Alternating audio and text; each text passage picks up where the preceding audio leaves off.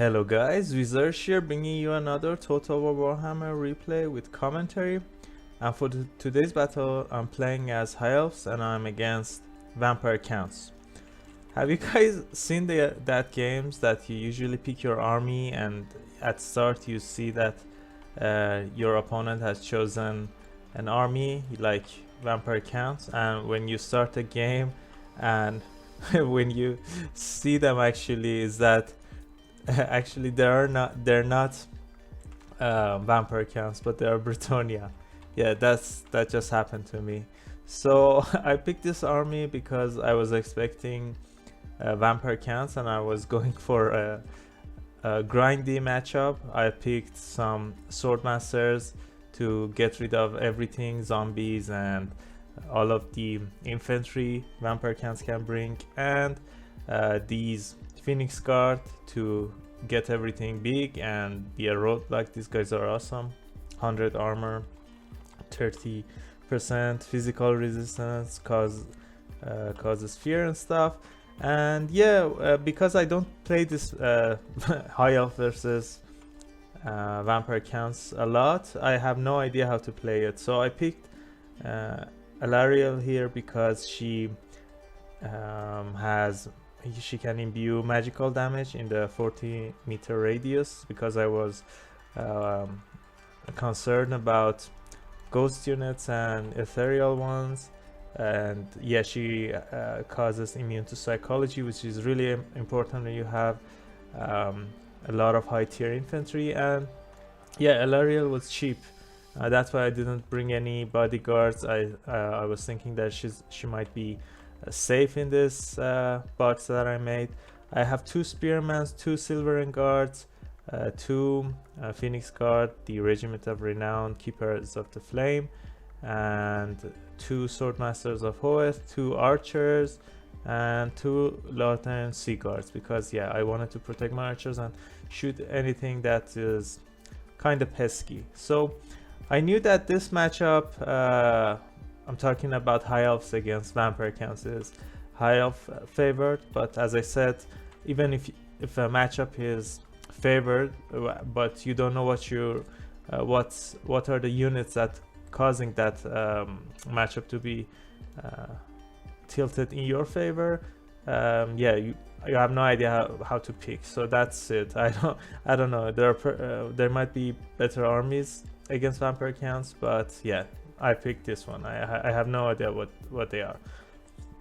So for my army, the poser Vampire Counts, I was really surprised. I'm not accusing my opponent of anything, but yeah, I'm pretty sure he picked Vampire Counts at the start of the battle. It was my problem for not paying attention though. So yeah, not my opponent's fault.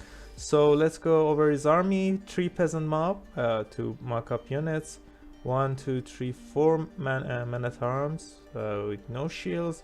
3 peasant bowmen, all with pox arrows. This is not necessary, guys. I mean, if you're picking 3 archers, you can at least bring 1 normal one, because the poison one doesn't do much. You can poison a high priority unit and with the other one shoot them. You're just paying too much. Yeah, so at the back here there are 2 more peasant mob as well. For his cab, he has 2 units of questing knights, one of them Regiment of Renown, the companions of Quenel.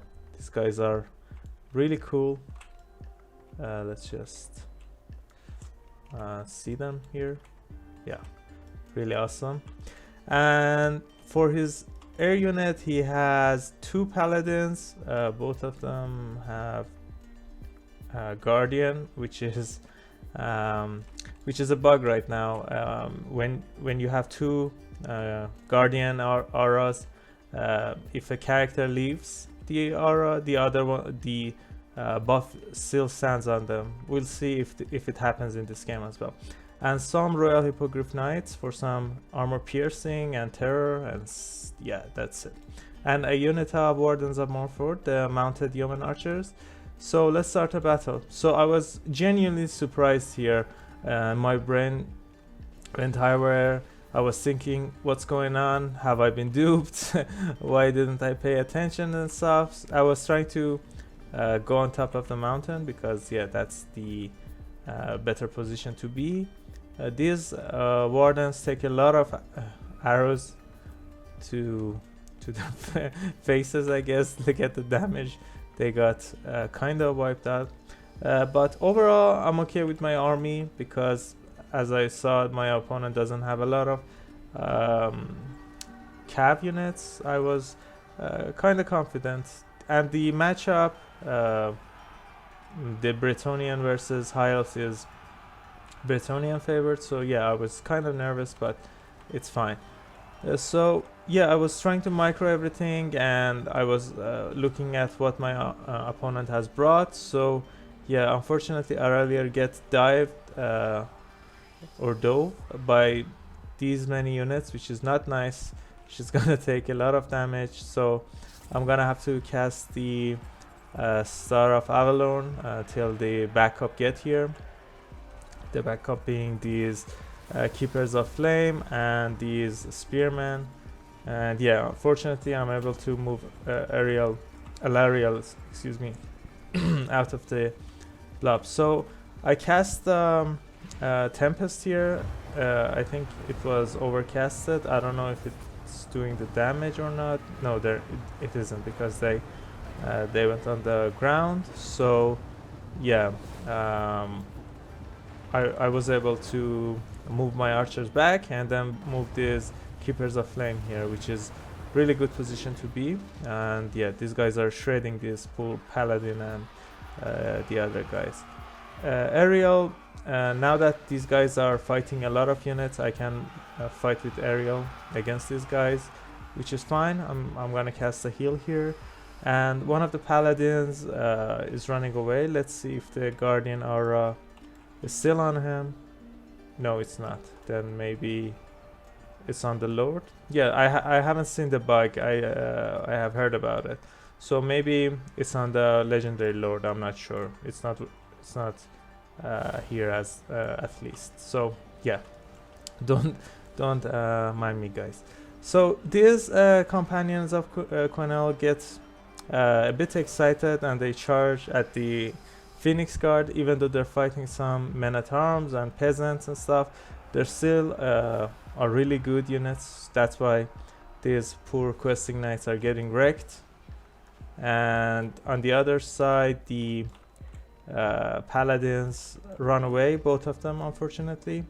Yeah, this one is running away as well. Yeah, just there. He flies away. And yeah, these Royal Hippogriff Knights now can go after my other units, which what they're doing, they're going after Swordmasters of Hoeth, which is a really good target for them. These guys are anti-infantry, and look at the damage. I don't know, that was 10% HP with just one dive, which is really scary here. But overall the battlefield looks like my Swordmasters were able to get rid of all the chaff and all the front line here. That's why I'm going after these peasant bowmen. I want to get rid of the archers right now. I try to move them back, but unfortunately they break, and these spearmen now are fighting with this Royal Hippogriff Knights, which is really nice here. But yeah, overall my opponent was able to save all of its expensive units, beside those poor questing knights though. These companions, they charge again at the Phoenix Guard, which is not a good idea. Alariel is in this pocket, healing and giving some magic damage to these Phoenix Guard and these Silveren Guard. I don't know if it's important here, but I think it is. These guys have physical resistance, don't they? No, the other ones have it. The companions. I can't see. No, they don't, so never mind. So these guys are going for Alariel again. This time I cast the Tempest at the right moment, and this is really good. Now my archers can pepper them while they're chasing. This wasn't an overcasted because yeah, I didn't have enough Winds of Magic, unfortunately. But right here, I moved Alariel to his bodyguards, the Phoenix Guard. Now these poor large units have to run away at the sight of these Keepers of Flame. Alariel doesn't want to leave them. Leave them alone. She's chasing them. She wants them in this fight. And yeah, Fey Enchantress, the better version of Alariel here. She's a really good lord, but the Mortis Engine effect is something else, which is, I think, my opponent didn't bring. That's odd. Yeah, interestingly, my opponent didn't bring the Mortis Engine effect, which is really waste. It's a really good ability. I don't know, maybe. Let's see if the Guardian effect. No, the Guardian effect is not on Fey as well. So maybe it's the bug that I heard about was patched. I don't know. Yeah, another full-on charge on poor Alariel. I have to move her back through these Keepers of Flame, and I cast the Star of Avalon to save her a bit, to heal her, to top her off. And yeah, these guys have no chance against these Keepers of Flame in the Star of Avalon. So yeah, it was a close victory for me, which I don't know, I have to count myself lucky because yeah, my army wasn't too